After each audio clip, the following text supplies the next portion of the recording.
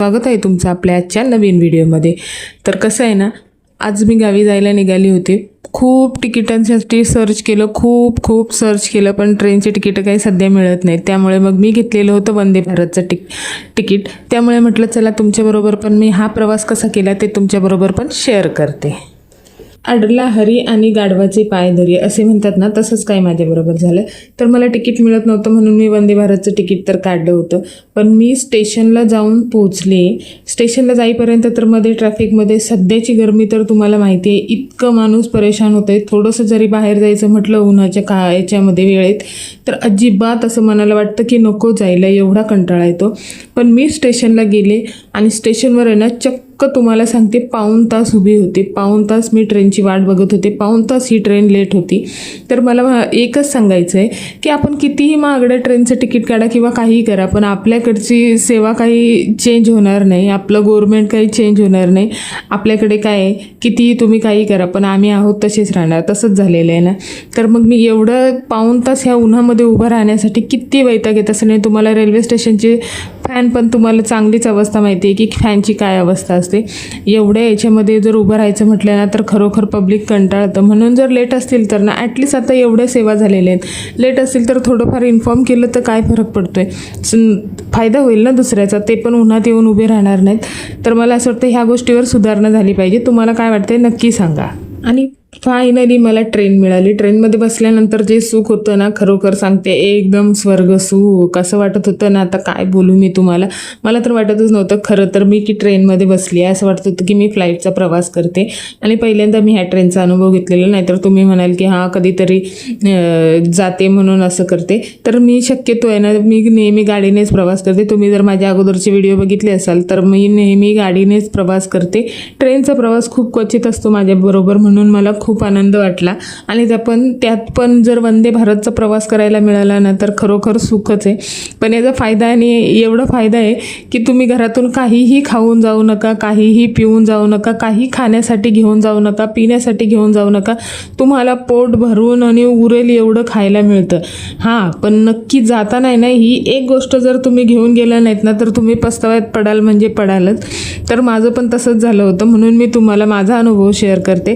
तर आहे ना काय झालं काय माहिती आहे का, मी चादर वगैरे काही घेऊन गेले नव्हते, कारण एवढ्या गरमीत कोण विचार करतं चादर वगैरे काहीतरी घेऊन जायचं, आपल्याला थंडी वाजेली अंगावर असलं पाहिजे।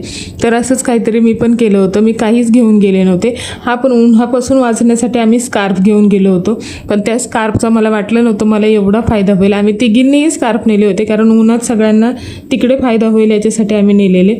पण शेवटी आम्हाला ना एवढी ट्रेनमध्ये नंतर थंडी वाजायला लागली ना, तर मग आम्हाला ते स्कार्फ काढूनच त्याच्यापासूनच आमचं संरक्षण झालं।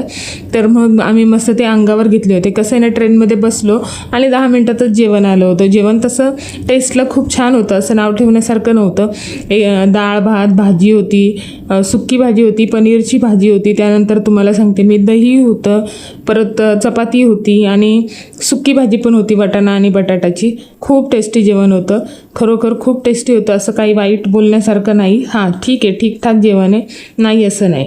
करायला सुरुवात केली आणि मस्त अशी ट्रेन सुरू झाली। त्याचबरोबर मस्त अशी थंडगार AC सुद्धा सुरू होती आणि कंटिन्यू AC चालू असल्यामुळे ना एवढं थंडगार आणि मस्त वाटत होतं। तर बाहेर जे 1 तास माझा जीव असा वैतागलेला होता ना ह्या गरमीने, त्याचं सुख मला भेटलं की मी 1 तास जरी बाहेर उभी राहिले असलेला तरी आतमध्ये ट्रेनमध्ये आल्यानंतर खूप छान वाटत होतं।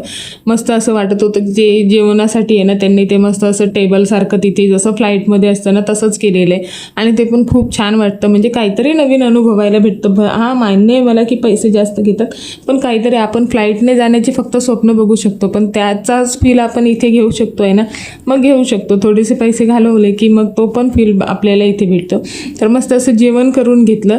जेवण केल्यानंतर तुम्हाला हात धुवायला जाण्याची देखील गरज नाही आहे, त्याच्यामध्ये तुम्हाला वेट टिश्यू दिले जातात, पुन्हा ड्राय टिश्यू पण दिले जातात, पाण्याची बॉटल पण तिथेच जागेवर दिली जाते, ते पण प्रत्येकी एक अशी सेपरेट बॉटल दिली जाते, ती पण आपल्याजवळ आपण ठेवायची तिथेच साठी पण साईडला मस्त असे स्टँड आहेत प्रत्येकासाठी.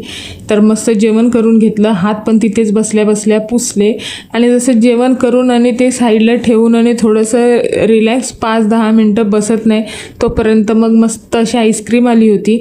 मग आता म्हटलं आता थंडी तर वाजत होती, पण म्हटलं आता भेटलेली आईस्क्रीम हिला तर आपण फेकू पण शकत नाही आणि कुठे आपण तिला सेव पण करू शकत नाही, म्हणून मग मस्त आईस्क्रीमचा आनंद घेतला.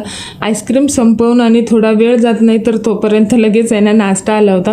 पण आता माझ्या पोटामध्ये बिलकुल जागा नव्हती नाश्ता करण्याची, म्हणून मग मी आहे ना कचोरी जी होती ती ऑइली होती म्हणून मग ती मला खावी लागली.